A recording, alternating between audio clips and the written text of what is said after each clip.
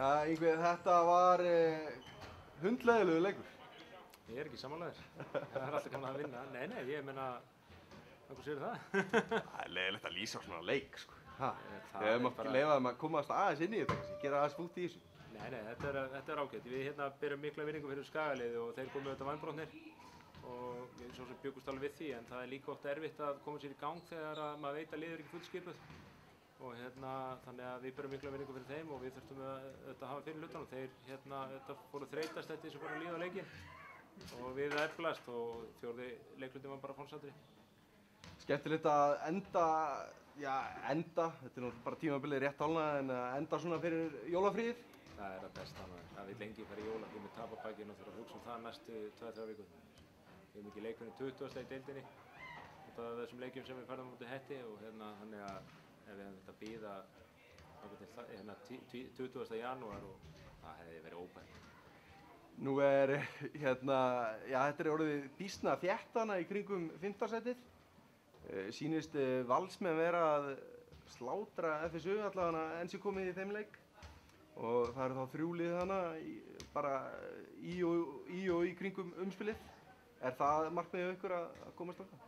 Já, ég held að það nú bara kjánum þetta á okkur að það veri ekki markmið að komast inn í úrslitakeppni og enda líka að mörgu leyti þá bjargaði Sigurinn á móti Hamri svolítið deildinni bara vil ég menna upp á það í staðið það er kannski svona 2 hesta kapphlaup þá er þetta orðið 3 og það er bara gott fyrir alla hendi okkur og deildina sérstaklega. Og það er næst leikur þá á móti Hamri 20. janúar? Nei, Ármann. Ármann? Já. Þannig að allavega við núna, ég er með menn sem eru meðslir, örugglega eins og öll önnur lið og þannig að þetta er svona þrátt við að vera kannski með 3 leikja sigurgöngu núna og ömurlegt kannski að fara inn í frí svona on the high eins og maður segir á ensku. Að þá verður kannski kærkomið að því leyti að menn fái þá tíma til þess að ná sér á meðslu, Hinrik, Gíma og Nebók sérstaklega. Já. Og við vonum það náttúrulega að þeir verði tvíeldir.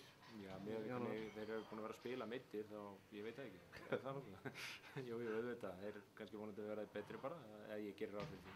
En þetta er líka mun af því að við erum að ná hópnum saman núna í fyrsta skiptið og með alla á skýrslu og gaman að geta gefið einum 10. bekking fyrsta leikinn sinn. Alltaf gaman að sjá unga leikmenn koma inn á.